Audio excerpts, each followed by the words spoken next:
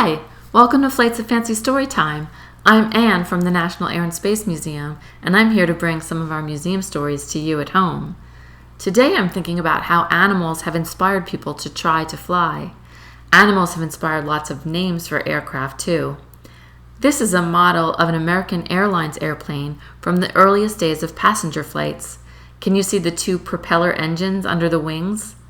At the time, this was one of the biggest, strongest airplanes that a person could travel on, so they named it after a big, powerful bird. This plane was named the Condor after a huge bird that lives in California, Arizona, and Utah. This is what a condor looks like. It has really big wings. Here's another airplane that was named after a flying animal. It's called a dragonfly. Can you guess why? It's a small airplane and it has a long, thin shape like a dragonfly. Do you think it looks like this dragonfly from our Smithsonian Museum of Natural History? It's fun to hunt for different aircraft in our museum that are named after animals. There's a link in the description of this video to a scavenger hunt where you can try to guess the animal names for aircraft in our museum in Virginia.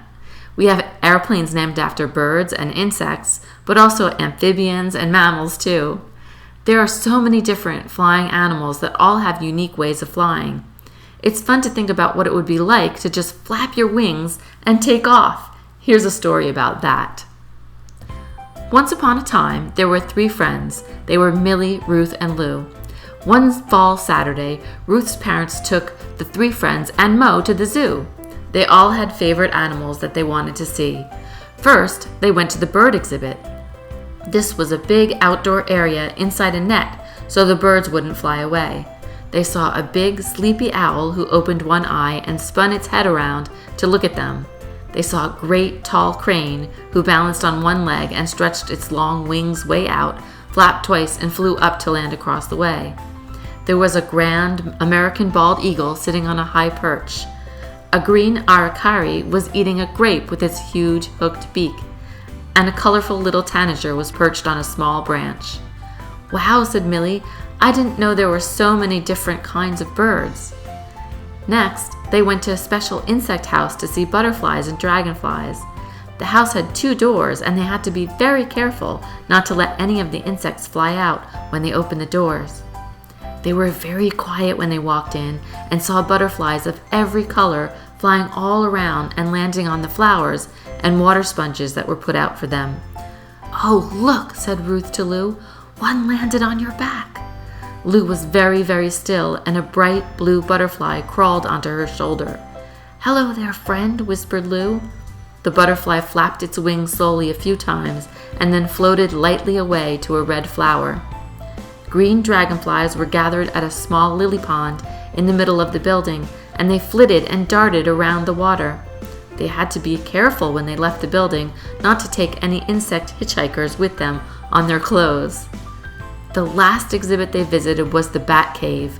"Cool," said Mo as he ran ahead to be the first to go into the building. It was very dark inside, and they had to stand still to let their eyes adjust. Once they waited a minute, they could see that the ceiling of the cave was covered in bats.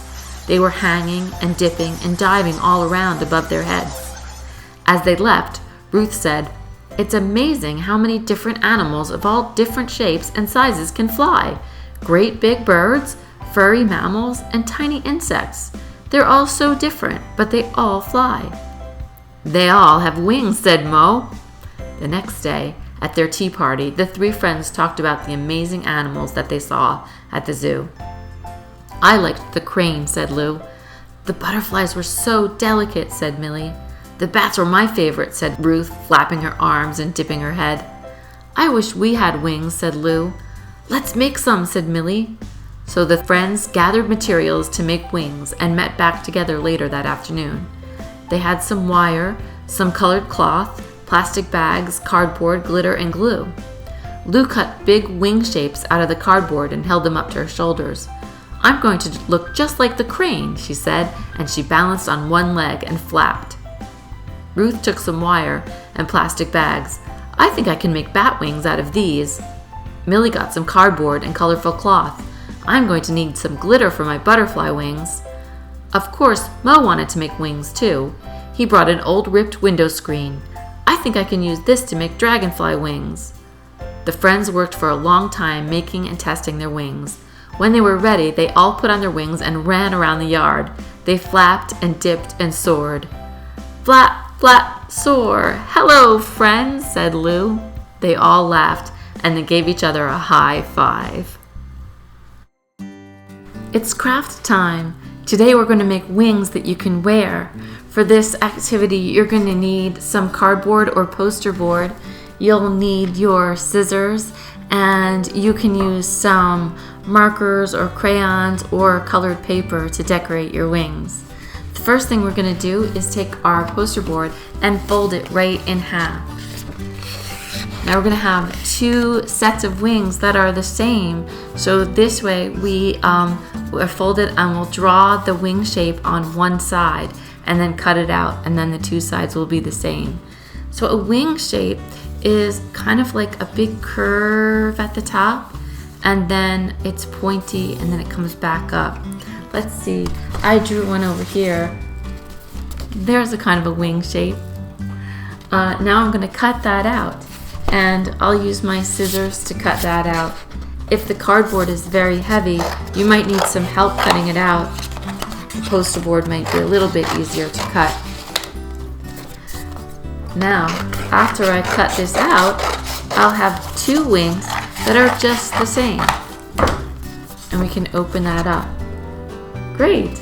Now I can decorate those wings, and maybe I want to use some crayons to color in the wings and make them good colors, or maybe I want to cut some feather shapes out of colored paper and tape them on to my wings. So here is one that I colored, and I added some feather shapes onto the wings. Now, in order to be able to wear these wings, we have to have some way to attach them to our backs. So if you can cut some holes in your wings and then just thread a yarn through that hole, then you can make a little shoulder strap that you can wear just like a backpack. So I threaded that yarn through, and now I'm going to tie this like this. And then this becomes a little loop that I can put over my shoulder and attach it to my back like this. You'll need 2, of course, to attach it. And here's one that I made earlier, another one that I made earlier with 2 straps that I put through some cardboard. Try it out and see what you can do.